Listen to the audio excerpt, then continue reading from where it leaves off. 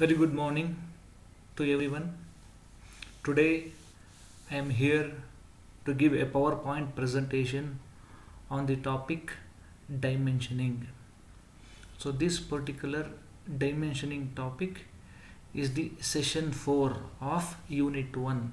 So what is unit 1? Unit 1 is nothing but the chapter 1. So the title of unit 1 is basic elements of drawing. So my today's PowerPoint presentation topic is about dimensioning.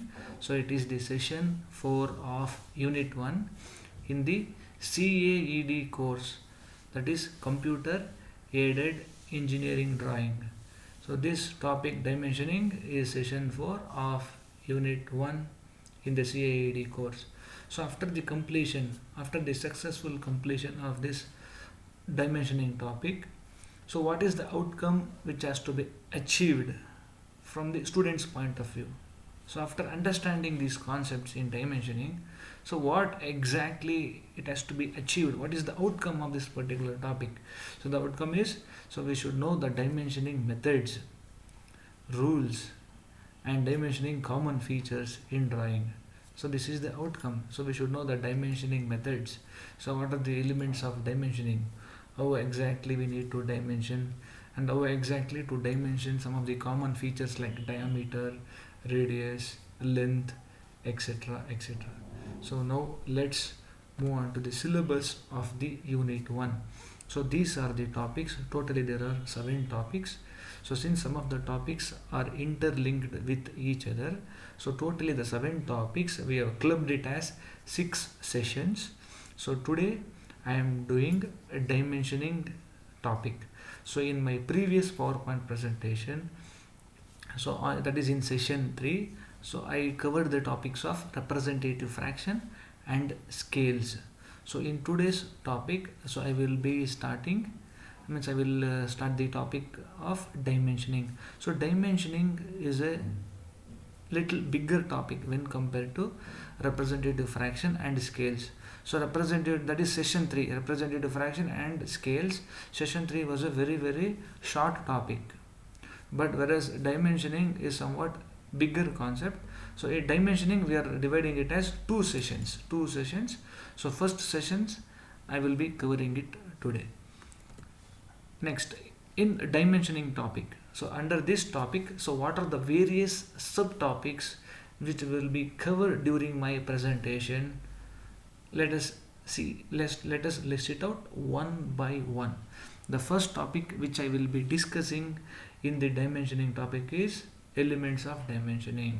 So under dimensioning, first we shall know what are the different elements of dimensioning, and next what is the unit of dimensioning, and next the third topic is dimensioning common features, and the last two, that is types of dimensioning systems and types of dimensioning. So it will be covered under session 5. As I said you little earlier that dimensioning topic is a bigger concept. So in one session, if you do the presentation, the presentation duration length will be little longer. So that is why, since the dimensioning topic is little bigger, so we have divided under 2 sessions. So first 3 topics, that is elements of dimensioning, units of dimensions, and dimensioning common features, I will be doing it in my today's presentation. Next, what is dimensioning?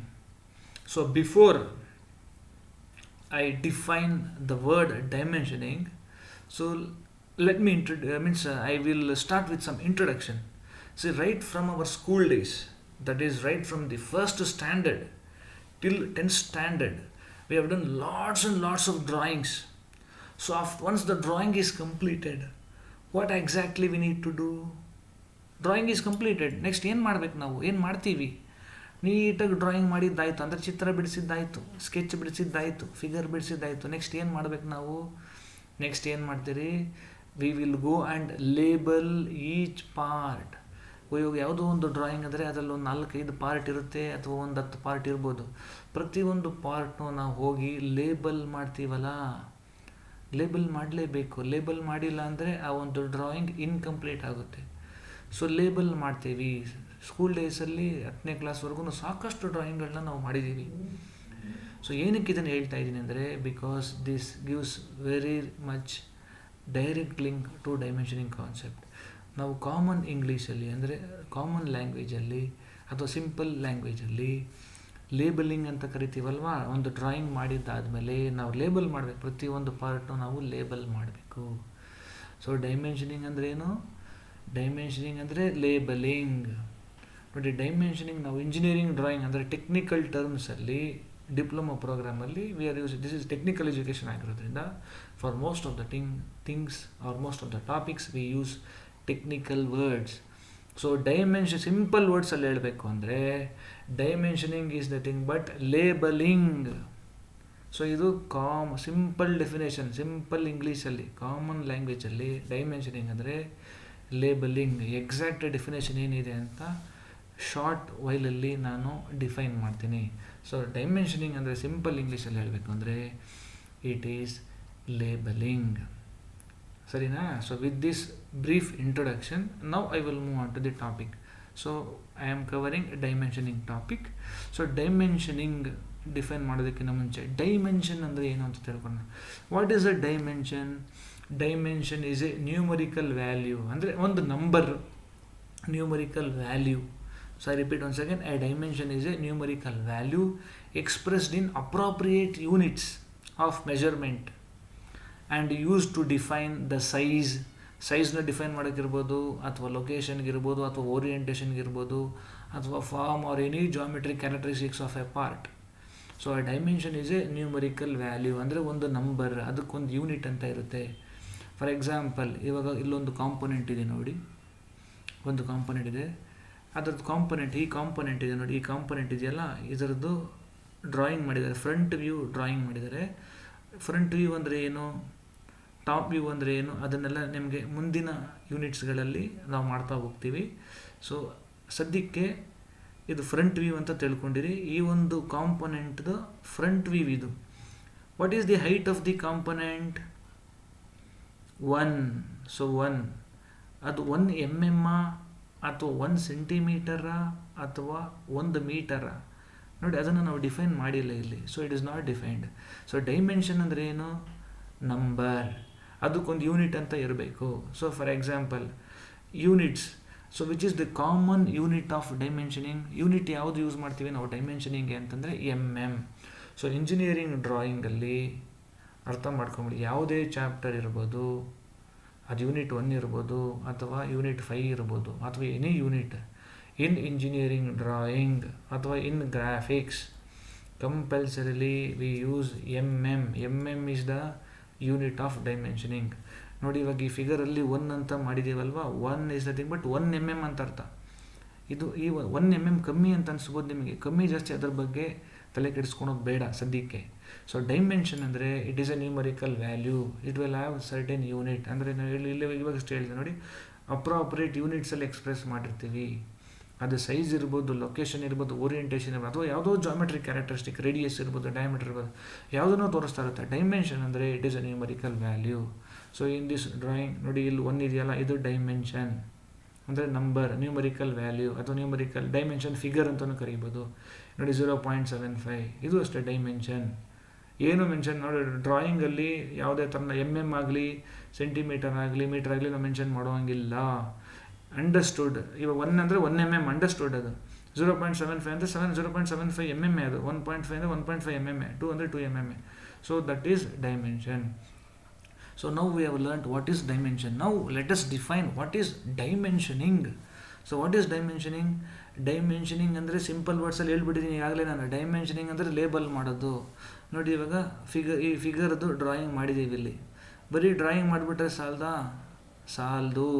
Drawing ಮಾಡಿಬಿಟ್ರೆ ಸಾಲದು, labelling ಮಾಡಬೇಕು. ನೋಡಿ, length height ಎಷ್ಟಿದೆ ಅಂಥೇಳಿ ನಾವು ತೋರಿಸಿದ್ದೀವಲ್ಲ, ನೋಡಿ ಇದು dimensioning ಅಂದರೆ ಲೇಬಲಿಂಗ್. ಟೆಕ್ನಿಕಲ್ ವರ್ಡ್ಸಲ್ಲಿ ನಾವು ಡೈಮೆನ್ಷನಿಂಗ್ ಅಂತ ಕರಿತೀವಿ. ನೋಡಿ, ಇದು ಇಲ್ಲಿಂದ ಇಲ್ಲಿಗೆ ಎಷ್ಟಿದೆ ಲೆಂತು? 0.75 ಇದೆ. ಅದನ್ನು ನಾವು ತೋರಿಸಿದ್ದೀವಿ ನೋಡಿ, 0.75 ತೋರಿಸಿದ್ದೀವಲ್ಲ, ಇದು ಡೈಮೆನ್ಷನಿಂಗ್. ಮತ್ತು ಇಲ್ಲಿಂದ ಇಲ್ಲಿಗೆ ಅಂದರೆ ಈ ಪಾಯಿಂಟಿಂದ ಈ ಪಾಯಿಂಟ್ಗೆ ಎಷ್ಟಿದೆ ಲೆಂತು? 1.5, ಅದನ್ನು ತೋರಿಸಿದ್ದೀವಿ ನೋಡಿ, ಅಂದರೆ ಲೇಬಲ್ ಮಾಡ್ತಾಯಿದ್ದೀವಿ. ಸೊ ಅದೇ ಡೈಮೆನ್ಷನಿಂಗ್. ಸಿಂಪಲ್ ವರ್ಡ್ಸಲ್ಲಿ labelling.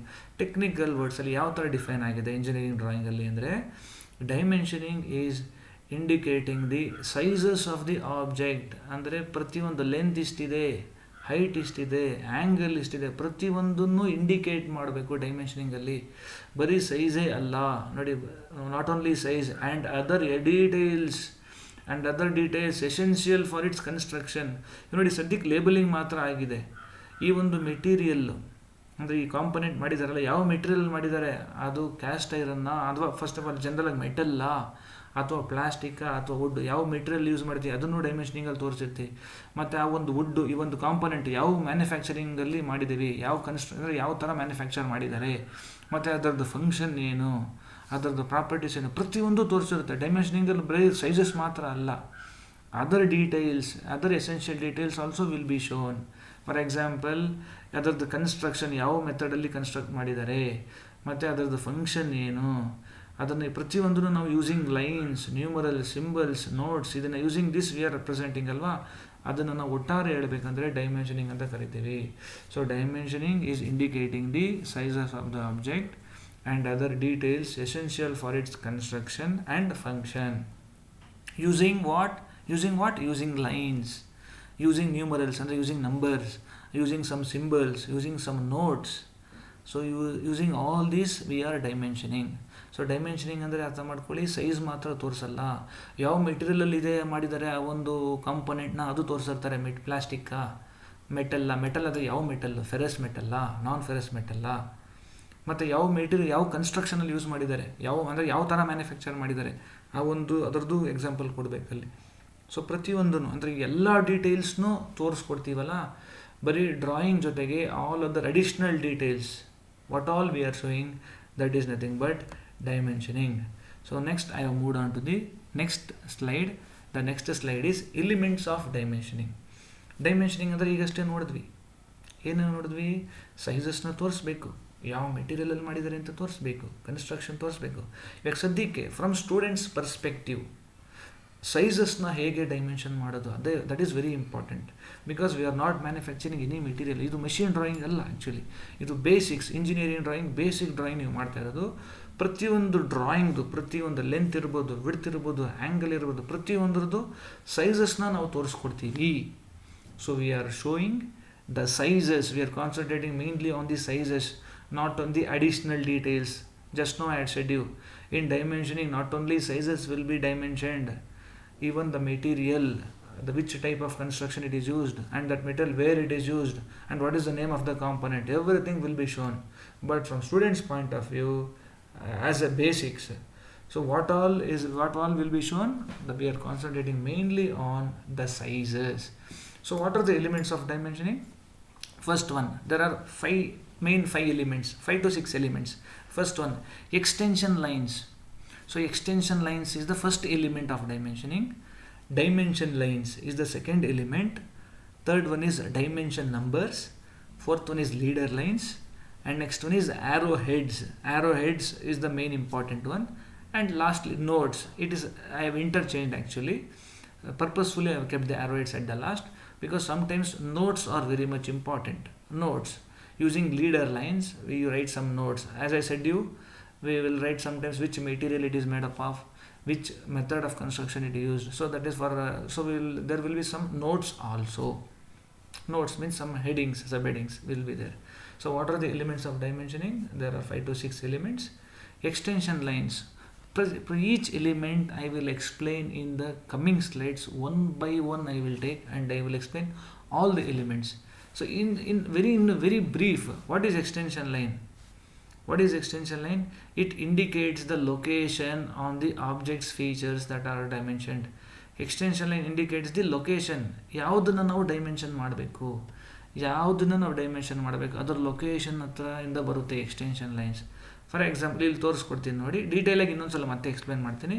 So this is the figure, this is the drawing. It is already dimension ಆಗೋಗಿದೆ, ಅಂದರೆ ಲೇಬಲಿಂಗ್ ಆಗಿದೆ.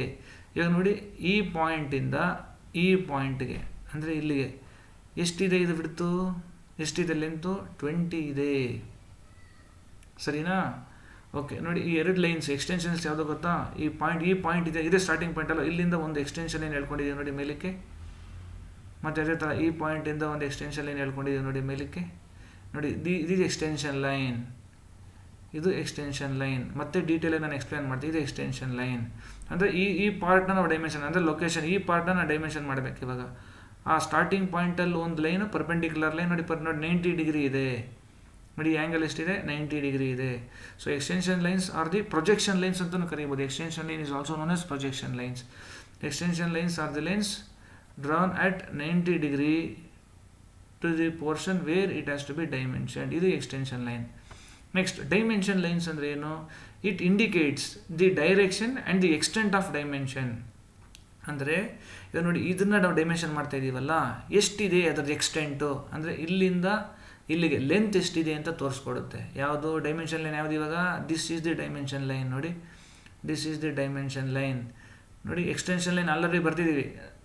First line, next this is the second line.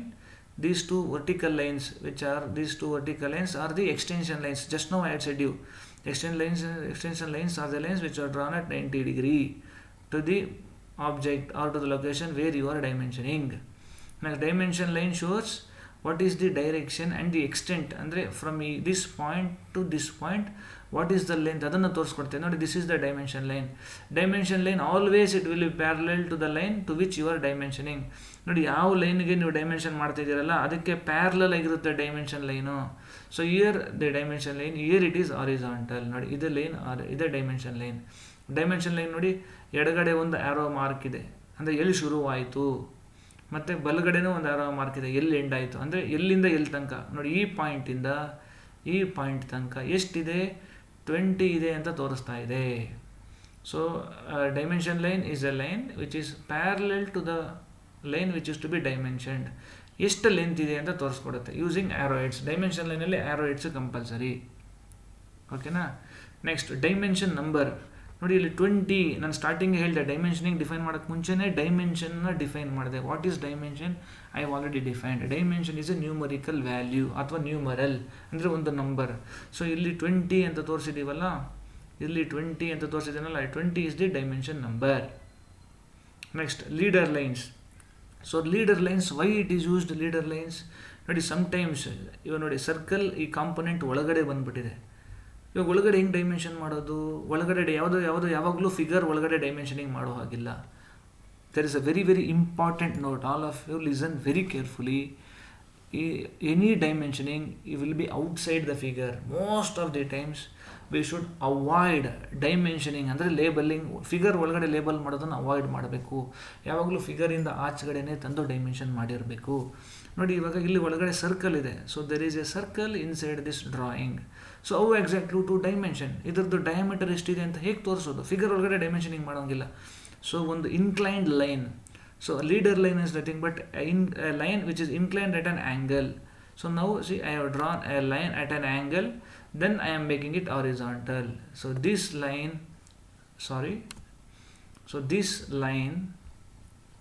this inclined at an angle and which is made horizontal. So this line is leader line. So what is the diameter of this circle? 10 mm. ನೋಡಿ ಇಲ್ಲಿ phi ಅಂತ symbol ತೋರಿಸಿದ್ದೀವಿ. Phi, this is the Greek symbol phi, PHI, phi ಅಂತ ಕರಿತೀವಿ. Five ಅಂತ ತೋರಿಸಿದ್ರೆ ಇದ್ರದ್ದು circular ಕಾಂಪೊನೆಂಟದು diameter ಅಂತ ಅರ್ಥ. ಫೈ ಬದಲು ನಾನು ಕ್ಯಾಪಿಟಲ್ R 10 ಅಂತ ತೋರಿಸಿದ್ರೆ ರೇಡಿಯಸ್ 10 ಅಂತ ಇರ್ತಾ ಇತ್ತು. So why we are using leader lines? Leader lines are used because just now I had said you, so always we should not dimension inside the component. Always we should go outside and we should label. ನೋಡಿ 20 ಇದು outside ಇದೆ. ಇದರದ್ದು angle ನೋಡಿ ಇಲ್ಲಿಂದ ಇಲ್ಲಿಗೆ angle 123, ಅದು ಫಿಗರಿಂದ ಆಚೆನೇ ಇದೆ. So ಇಲ್ಲಿ ಸರ್ಕಲ್ ಒಳಗಡೆ ಇರೋದ್ರಿಂದ ಇದರದ್ದು ಡಯಾಮೀಟರ್ ನಾವು ತೋರಿಸ್ಬೇಕು ಅಂದರೆ ಆಚೆಗೆ ಬಂದು ತೋರಿಸ್ಬೇಕಾಗುತ್ತೆ. So this using leader line the diameter of the circle is dimensioned. Next ಇವು ನೋಡಿ, ಇದು ಇಲ್ಲೊಂದು ಆರ್ಕ್ ಇದೆ, ಒಂದು ಆರ್ಕ್ ಇದೆ. ಇದ್ರದ್ದು ರೇಡಿಯಸ್ ಎಷ್ಟು? ಈ ಆರ್ಕ್ದು ರೇಡಿಯಸ್ ಎಷ್ಟು? Again using leader line it is dimension. R 16. R ಅಂದರೆ ರೇಡಿಯಸ್ 16 ಅಂತ, 5 ಅಂದರೆ diameter. So these are leader lines. So leader line indicate details of the feature. ಇದು ನೋಡಿ ಸರ್ಕ್ಯುಲರ್ ಅದರ ಫೀಚರ್ ಇನ್ ಡಯಾಮೀಟರ್. ಈ ಆರ್ಕ್ದ ಫೀಚರ್ ರೇಡಿಯಸ್ನ ತೋರಿಸ್ಕೊಡುತ್ತೆ. So leader lines comes always with a local note. ಇಲ್ಲಿ ನೋಟ್ ಅಂತ ಹೇಳಿದ್ನಲ್ಲ, note is not that important. ಆಗಲೇ ನಾನು ಹೇಳಿದೆ ಆರೋ ಹೆಡ್ಸ್ನ ಫಸ್ಟ್ ಹೇಳ್ಬಿಟ್ಟು ಆಮೇಲೆ ನೋಟ್ಸ್ ಅಂತ ಹೇಳಿದೆ.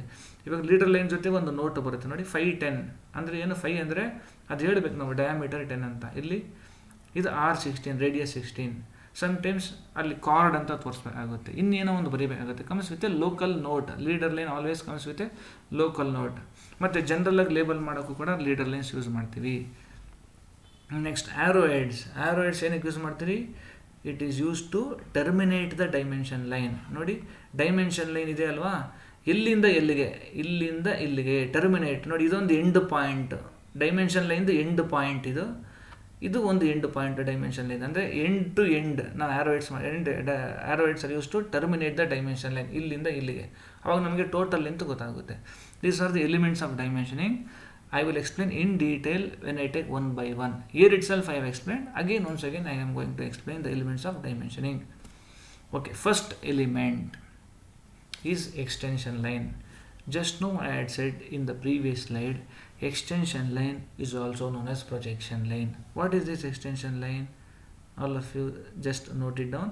Extension line is also known as projection line. So extension line is a thin line.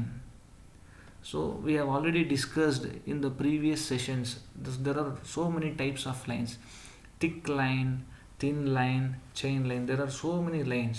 So which type of line we should use? We should use a thin line. Extension line is a thin line. So what is that line? It is a line which is drawn perpendicular to the surface, which is to be dimensioned. I have already shown in the previous figure. Again I will show. Just all of you know, see the figure. So from ear to ear. So this is from this point to this point I should dimension. So this line I should dimension. So first step is to draw the extension line first. So this is the point. At this point, at 90 degree, I will draw one thin line at the top. Note, this is the extension line. Next, I will come to this point. I will draw a line, extension line to this, like this. So now, so this is one line, extension line, thin line. It is drawn at 90 degree to this particular line. Next, this is the next point. Here I have drawn one more line at 90 degree. So extension lines are the perpendicular lines. Where we should draw perpendicular lines? To the which line you are dimensioning. For that line we should draw 90 degree lines, end to end. So this is the one end point, this is one end point. At both the end points we should draw thin lines. So these are extension lines. So the projection line slightly extends than the dimension line. Nodi? So this is the extension line. This is the extension line. Last point I will tell you now. Dimension line ellide nodi. Nodi, idu dimension line 2 mm. Illu dimension line ಇದೆ. ಇದು dimension line. ಇದು dimension ನೋಡಿ, dimension ಲೈನ್ಗಿಂತ ಸ್ವಲ್ಪ ಮೇಲೆ ಬಂದಿರುತ್ತೆ.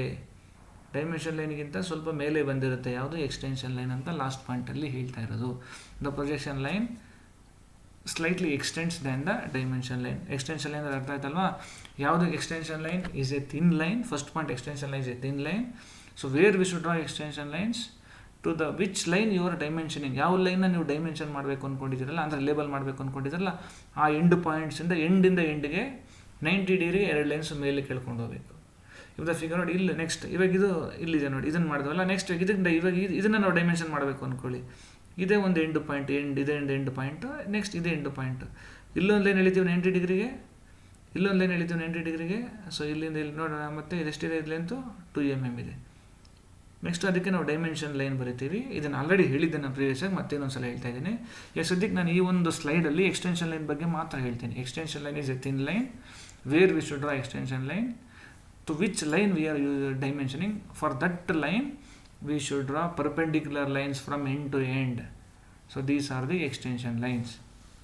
Extension line ಸಾಮಾನ್ಯವಾಗಿ ಎಷ್ಟು ಉದ್ದ ಇರಬೇಕು ಗೊತ್ತಾ? 1.5 ಸೆಂಟಿಮೀಟರ್ ಅಷ್ಟು ಉದ್ದ ಇರಲಿ. ಸಾಮಾನ್ಯವಾಗಿ 1.5 ಸೆಂಟಿಮೀಟರ್ ಅಷ್ಟು ಉದ್ದ ಇರಬೇಕು. ಮಿನಿಮಮ್ 1.5 ಸೆಂಟಿಮೀಟರ್ ಅಷ್ಟು ಇಟ್ಕೊಳ್ಳಿ, ನೋಡೋದಕ್ಕೆ ಕನ್ವಿನಿಯೆಂಟಾಗಿ ಚೆನ್ನಾಗಿ ಕಾಣಬೇಕು. In the coming slides I will tell you what is the good practice for dimensioning. Usually extension line 1.5 centimetre length ಅಷ್ಟು ಮೆಷರ್ ಮಾಡೋ ನೆಸೆಸಿಟಿ ಇಲ್ಲ, ಅಂದಾಜಲ್ಲಿ 1.5 ಸೆಂಟಿಮೀಟರ್ ಅಷ್ಟು ಬರಲಿ. Next slide is about the second element of dimensioning, that is dimension line. Just now we have completed extension line. Extension line is the first element of dimensioning. Second element is dimension line. So what is a dimension line?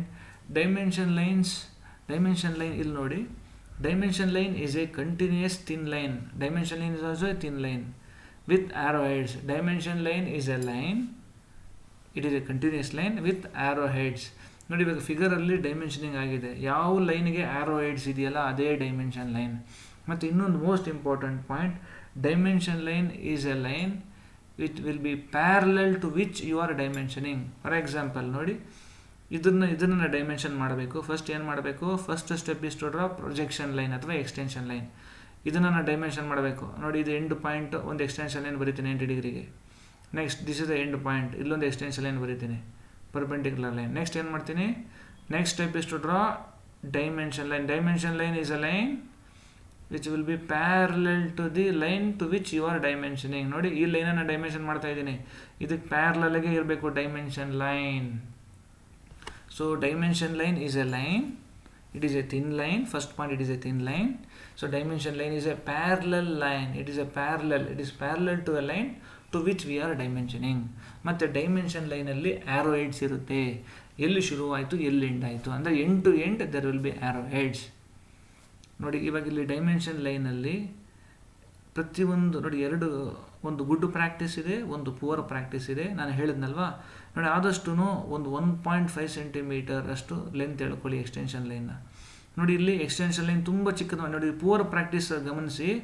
ನೋಡಿ, extension ಲೈನ್ಗಳು ತುಂಬ ಚಿಕ್ಕದಾಗಿದ್ದಾವೆ, ಹತ್ತತ್ರ dimension ಮಾಡಿದ್ದಾರೆ. ಸ್ವಲ್ಪ ನೋಡಿ, ಇದು ತುಂಬ ದೂರ ಆಯಿತು. ನೋಡಿ, ಇದು ತುಂಬ ದೂರ ಆಯಿತು. ಎಕ್ಸ್ಟೆನ್ಷನ್ ಲೈನ್ಗಳು ತುಂಬ ದೊಡ್ಡದಾಗಿದ್ದಾವೆ. ನೋಡಿ, ಮೋರ್ ದೆನ್ 2 ಸೆಂಟಿಮೀಟರ್ ಇದೆ ಲೆಂತ್ ಇದು.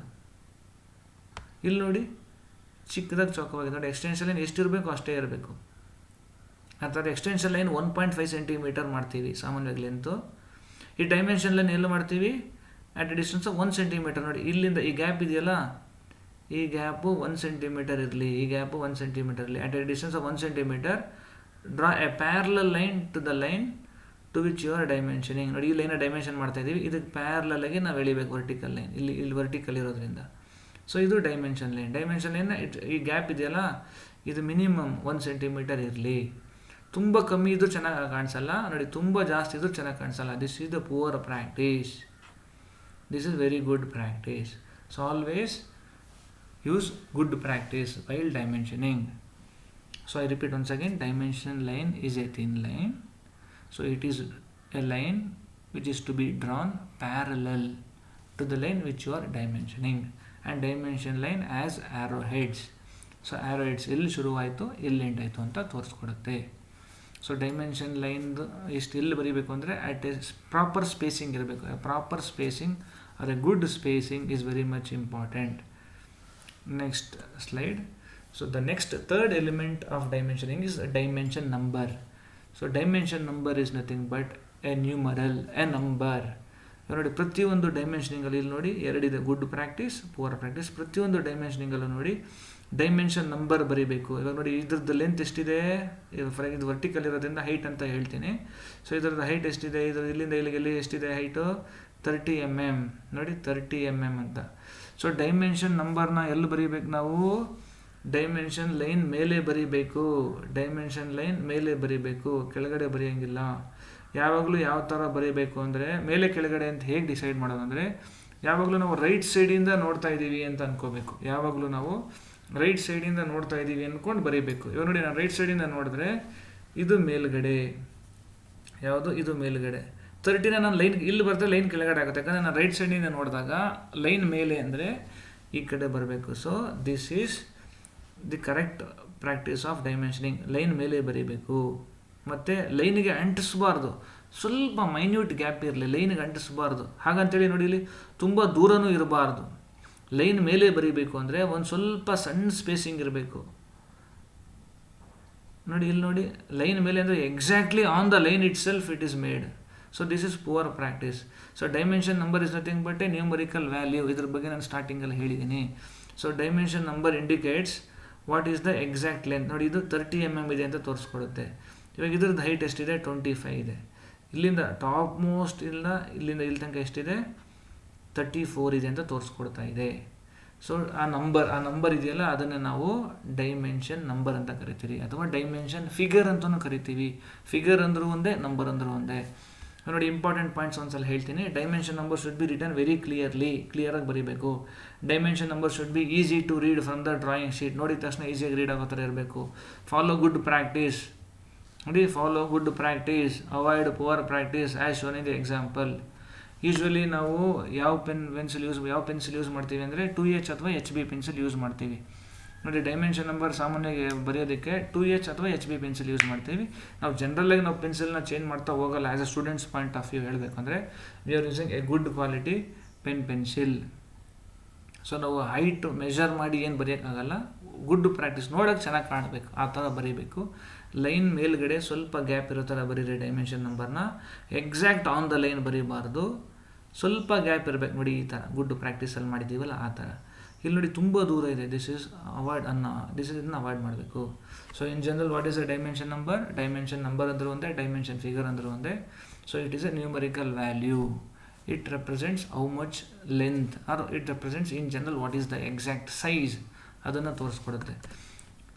ನೋಡಿ ಡೈಮೆನ್ಷನ್ ನಂಬರ್ ಕೆಲವೊಂದು ಸಲ ಈ ಥರನೂ ಡೈಮೆನ್ಷನ್ ಮಾಡಬೇಕಾಗುತ್ತೆ. ನೋಡಿ ಇಲ್ಲಿ ಡೈಮೆನ್ಷನಿಂಗ್ ಬೇರೆ ಥರ ಇದೆ. ನಾವು ಯಾವಾಗಲೂ ನಾವು ಲೈನ್ ಮೇಲ್ಗಡೆ ಬರೀತಾ ಇದ್ವಲ್ಲ, ಡೈಮೆನ್ಷನ್ ಲೈನ್ ಮೇಲೆ ಬರೀತಾ ಇದ್ವಿ. ನೋಡಿ ಡೈಮೆನ್ಷನ್ ಲೈನ್ ಮೇಲೆ ಬರೀತಾ ಇದ್ವಿ, ಬಟ್ ಈ ಒಂದು ಸ್ಲೈಡಲ್ಲಿ ಡೈಮೆನ್ಷನ್ ಲೈನ್ ಮೇಲೆ ಇಲ್ಲ. ಏನಕ್ಕೆ ಅಂದರೆ ದೆರ್ ಈಸ್ ನೋ ಸ್ಪೇಸ್. ನೋಡಿ ಇಲ್ಲಿ ಒಳಗಡೆ, ಇಲ್ಲಿ ನೋಡಿ ಈ ಲೈನ್ ಮೇಲೆ ಬರೆಯೋದಕ್ಕೆ ಈ ಸ್ಪೇಸಸ್ ಆಲ್ತಾ ಇಲ್ಲ. ಸೊ ಹಾಗಾಗಿ ಏನು ಮಾಡಬೇಕು? Using leader line we will take it outside.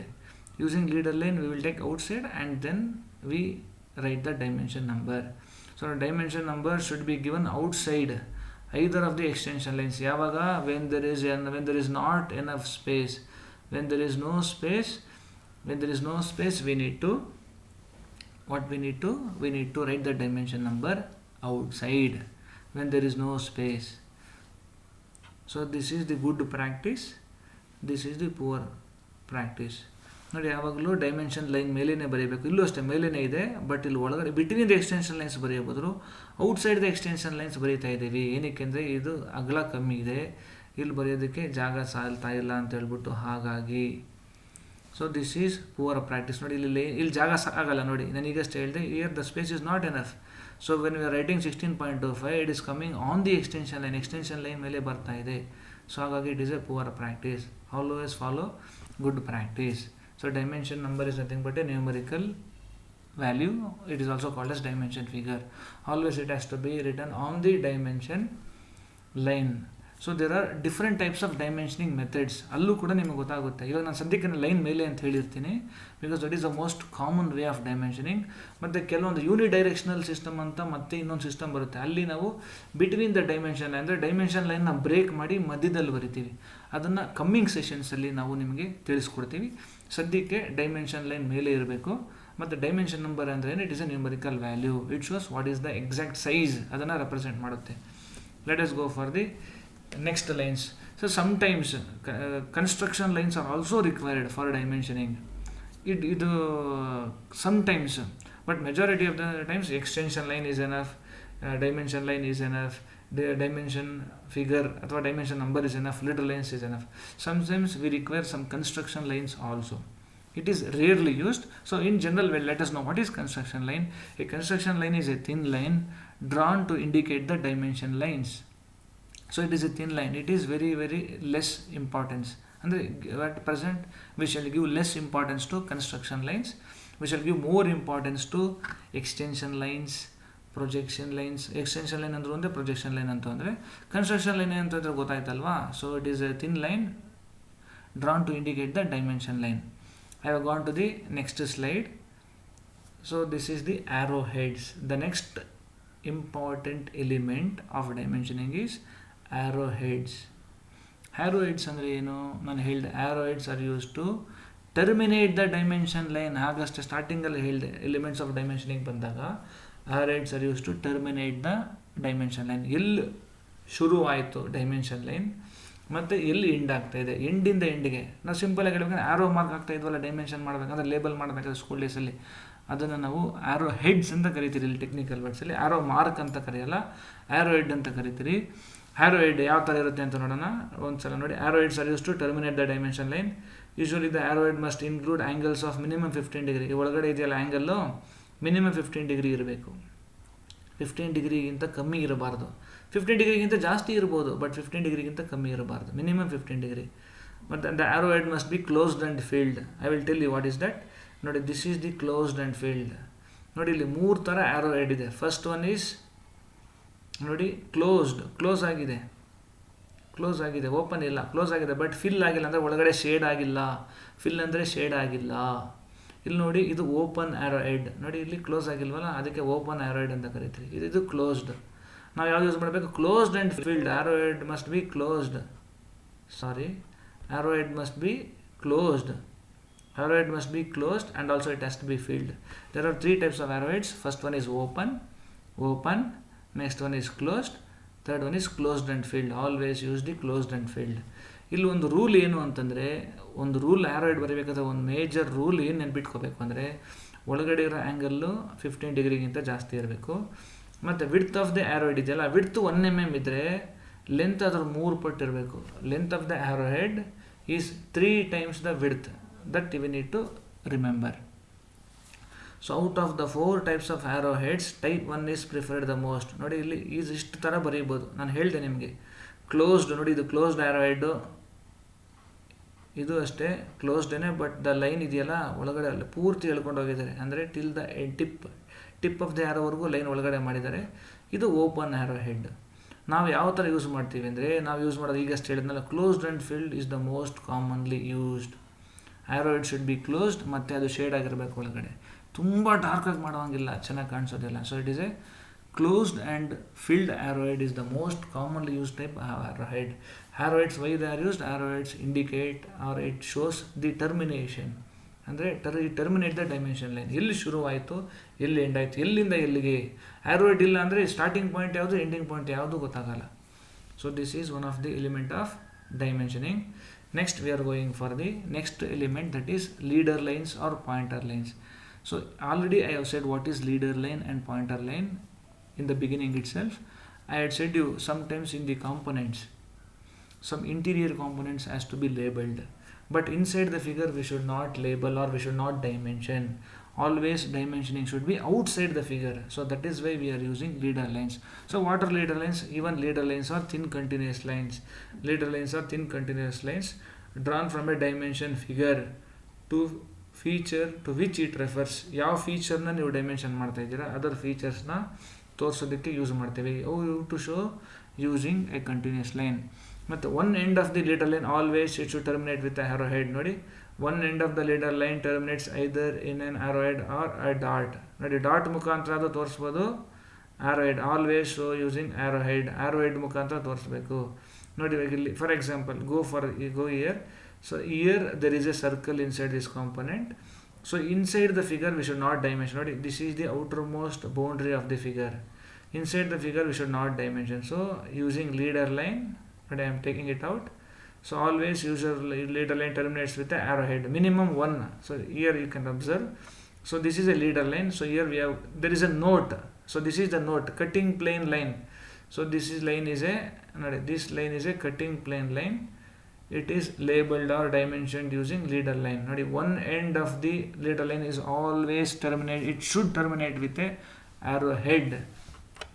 So this is the one arrowhead. So here for dimensioning the diameter, here 2 arrowheads are there. So it shows the diameter is 8 mm. 5 means diameter, R means it is radius. So leader line always, I have said you in the beginning itself, leader line always it is an inclined line drawn at an angle. Just now I had said you, and also in the previous slides I have said. So leader line is an inclined line. Always it should be an inclined line. It is a thin line. and always it should terminate with minimum one arrowhead. On one handle arrowhead ಇರಲೇಬೇಕು. So ಆ angle ಎಷ್ಟಿರಬೇಕು ಅಂದರೆ usually 30 degree to 60 degree. So between 30 degree to 60 degree we can draw a inclined line. Leader line, why it is used? Sometimes to note, to describe the note. What is that? So this is a cutting plane. This is a cutting plane. So how to label it? Using a leader line only we should label it, or we should dimension. And also sometimes some components are inside the figures. Their dimensioning is not good. We should not dimension inside the figure. So to dimension it, to make it outside the figure, we use leader lines. So let us go to the next slide. So elements of dimensioning is completed. I will go to the first slide. Elements of dimensioning. So I am speaking about this. So in elements of dimensioning there are 5 important elements. First one is extension line. First one is extension line. Next one is dimension line. Third one is dimension number or dimension figure. Next leader line. And the fifth one is arrowheads. Sometimes we use nodes also, but main elements are extension lines, dimension numbers, leader lines, and the last one is arrowheads. So all the 5 elements are completed. Now next we shall go to the next topic. Next topic is, this is the third topic. So under the main topic I had said you, in this today's PowerPoint presentation I will be dealing with elements of dimensioning and next units of dimensioning. This is the second topic, and the last topic in session 4 is dimensioning common features.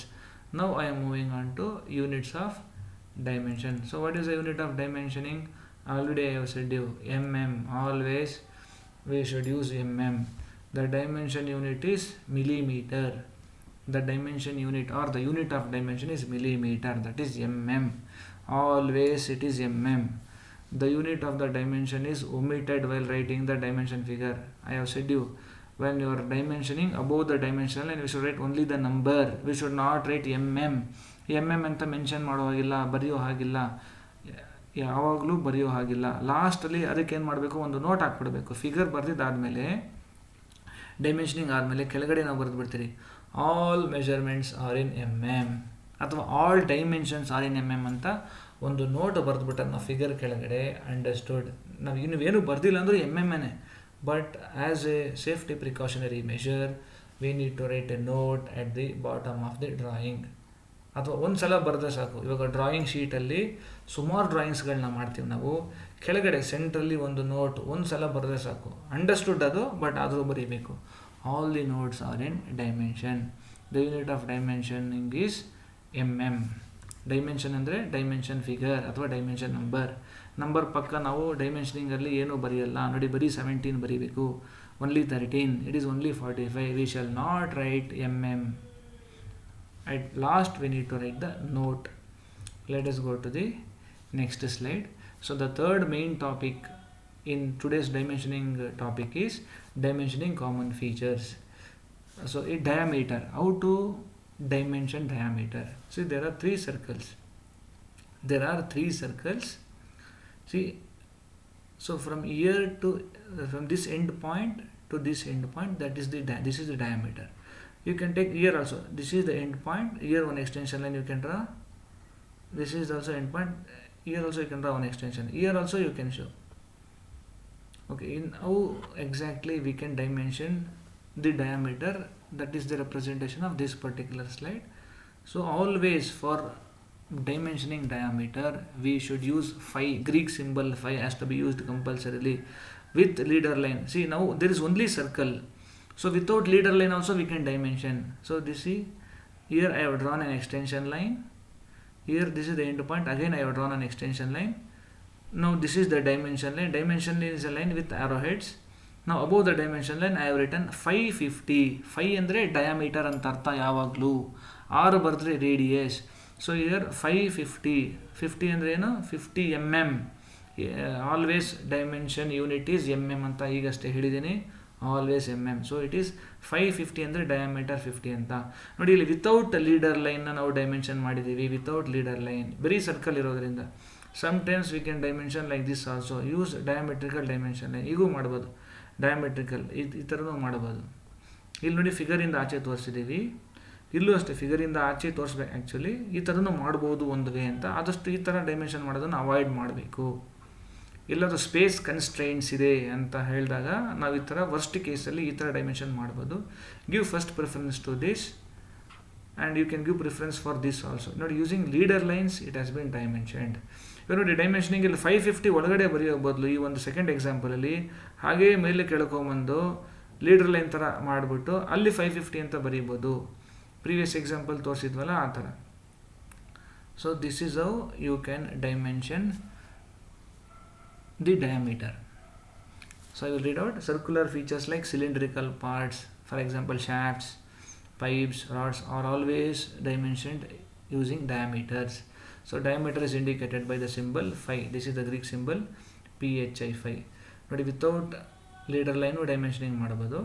With leader line ಇದು ಬೇರೆ ನೋಡಿದ್ವಿ. ಇಲ್ಲಿ leader line use ಮಾಡಿದ್ದೀವಿ, ಇದಕ್ಕೂ ಕೂಡ use ಮಾಡ್ಬೋದು. ಫಿಗರಿಂದ ಹಾಗೆ ಎಳ್ಕೊಂಬಂದು ಇದನ್ನು ಎಕ್ಸ್ಟೆಂಡ್ ಮಾಡಿ ಡ್ರ್ಯಾಗ್ ಮಾಡಿ ಆಚೆ ಮಾಡಿನೂ ಡೈಮೆನ್ಷನ್ ಮಾಡ್ಬೋದು. ಇದನ್ನು ಪ್ರೀವಿಯಸ್ ಎಕ್ಸಾಂಪಲ್ಸಲ್ಲಿ ಈಗಾಗಲೇ ನಾನು ತೋರಿಸಿದ್ದೀನಿ. ನೆಕ್ಸ್ಟ್, ಆರ್ಕ್ ಬಂದಾಗ ಯಾವ ಥರ ನಾವು ಡೈಮೆನ್ಷನ್ ಮಾಡಬೇಕು. ಆರ್ಕ್ಗೆ ನಾವೇನು ಡಯಾಮೀಟರ್ ತೋರಿಸೋಕ್ಕಾಗಲ್ಲ. ಆರ್ಕ್ ಅಂದರೆ ರೇಡಿಯಸ್. ಸೊ ಯಾವುದೇ ಆರ್ಕ್ ಬಂದಾಗ ನಾವೇನು ಮಾಡಬೇಕು, R10 ಅಂದರೆ ರೇಡಿಯಸ್ 10 ಅಂತ, 20 ಅಂದರೆ R20 ಅಂದರೆ ರೇಡಿಯಸ್ 20 ಅಂತ. ಡಯಾಮೀಟರ್ ಅಂತ ಬಂತಂದರೆ 5 ಯೂಸ್ ಮಾಡಬೇಕು. ಆರ್ಕ್ಗೆ ಡಯಾಮೀಟರ್ ಇರೋದಿಲ್ಲ. So when you are dimensioning any arc you should use R. ನೋಡಿ, if there is a proper spacing, ಒಳಗಡೆ ಜಾಗ ಇತ್ತು ಅಂತ ಹೇಳಿದ್ರೆ, ಸಫಿಷಿಯೆಂಟ್ ಸ್ಪೇಸ್ ಇತ್ತು ಅಂದರೆ R200 ಅಂತ ಒಳಗಡೆನೇ ಬರೀಬೋದು. RXಗೆ ಡೈಮೆನ್ಷನಿಂಗ್ ಮಾಡಬೇಕು. ನೋಡಿ, ಇಲ್ಲಿ ಒಳಗಡೆ ಸ್ಪೇಸ್ ಇದೆ, R200 ಈ ಥರ ಬರೀಬೋದು. ಇಲ್ಲಿಂದ ಇಲ್ಲಿಗೆ ಅಂದರೆ centre, this is centre of the arc. ಇಲ್ಲಿಂದ ಇಲ್ಲಿಗೆ ನೋಡಿ, ಇಲ್ಲಿಂದ ಈ ಆರೋ ಹೆಡ್ವರೆಗೂ ಎಷ್ಟಿದೆ ರೇಡಿಯಸ್ ಅಂತ ತೋರಿಸುತ್ತೆ, 200. ಇಲ್ಲಿ ನೋಡಿ, ಸಮ್ಟೈಮ್ಸ್ ಈ ಥರನೂ ಬರೀಬೋದು. ಇಲ್ಲಿ ಸಫಿಷಿಯೆಂಟ್ ಸ್ಪೇಸ್ ಇದ್ದಾಗ ಹೀಗೆ ಬರೀಬೋದು. ಇಲ್ಲಿ ಪ್ಲಸ್ ಅಂತ ಹಾಕಿದ್ರೆ ಅಂಡರ್ಸ್ಟುಡಿ, plus shows centre of the arc ಅಂತ. ಕೆಲವೊಂದು ಸಲ ಫುಲ್ ಬರೀಬೋದು, ಕೆಲವೊಂದು ಸಲ R200 ಅಂತ ಬರೀಬೋದು, R200. In the second example, since we can show like this also, in the first example from the center, just now I have said you plus indicates center. From the center till the arc we can draw like a leader line, inclined line. R200 is the radius. So here we can space it also when there is sufficient space. Sometimes the arc radius will be very very less. So inside the arc it is very very difficult to dimension. At that point of time, using leader line we can take it outside and we can dimension. So we should note everything. So when there is insufficient space we will dimension outside. When there is sufficient space inside the arc itself, we can label inside. For diameter and arc we can dimension inside also, but most of the times we should try to avoid dimensioning inside the arc or inside the circle. Most of the times we will take it outside using leader lines. So that is the best practice. Next, how to dimension angles. So just now we have seen diameters, how to dimension diameters. Next we have seen how to dimension arc. So arc is dimensioned using radius, diameters are mentioned using circles are dimensioned using diameters. Now angles means degrees. So the angles are dimensioned in the same manner as that of linear dimension. So how linear dimension we used to dimension? We used to draw two extension lines, then using dimension line we used to dimension. So similar feature we should adopt for dimensioning angles. Here also we should draw two extension lines. So I will take this as an example. This angle we need to dimension. So this is one line, draw an extension line. Next, here left side you draw one extension line, left side you need to draw one extension line. Similarly right side we need to draw one extension line.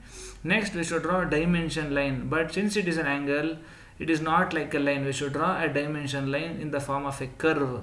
So this is a curve. Above the dimension curve we need to write the figure, for example 30 degree or 15 degree. So here it is more than 90 degree, 120 degree. So draw extension lines, then draw dimension curve, we will call it as dimension curve we need to draw. Then above the dimension curve we need to draw the dimension figure, what is the angle. See, poor practice, you should try to avoid like this. So it should be a smooth curve. See, curve is very bulged, you can note it down. This is not like this is not a good practice. Like you can write the curve like a smooth curve like this. So always try to avoid the poor practices. So for dimensioning, how exactly it should be, it is very easy to understand, and proper spacing has to be there. Now let us go for the next and the last slide of this dimensioning topic in today's session. How to dimension the length. From beginning we have seen length only. Again I will tell you once again. So distance between the features is denoted as length. So in this figure, so first let me dimension this. I will repeat once again how to dimension this.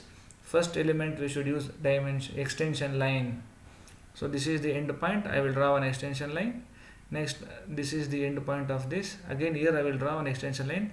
Always extension lines are drawn at 90 degree. Where we should draw? At 90 degree we should draw. To which line? To which line you are dimensioning? To that line you should draw 90 degree lines. These are the thin lines.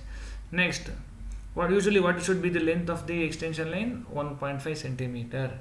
Next, at a spacing of 1 centimeter, draw a horizontal line. Means you should draw a dimension line. Dimension line is a line.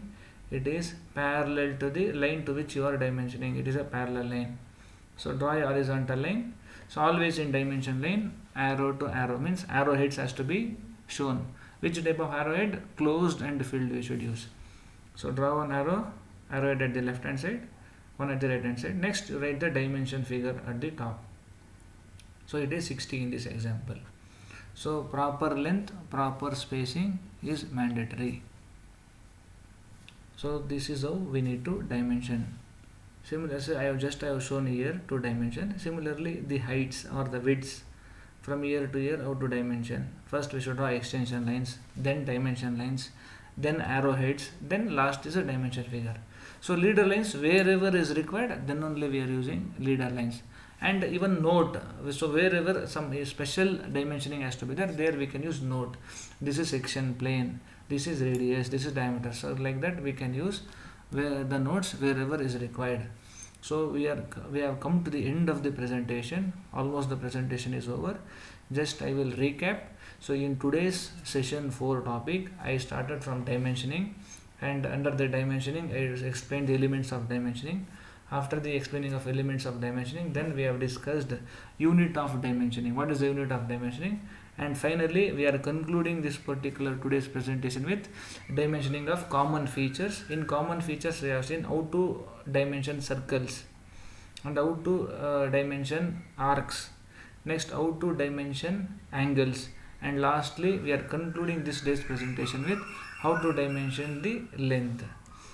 This is Venkatesh Murthy signing off from SD Government Polytechnic. Thank you.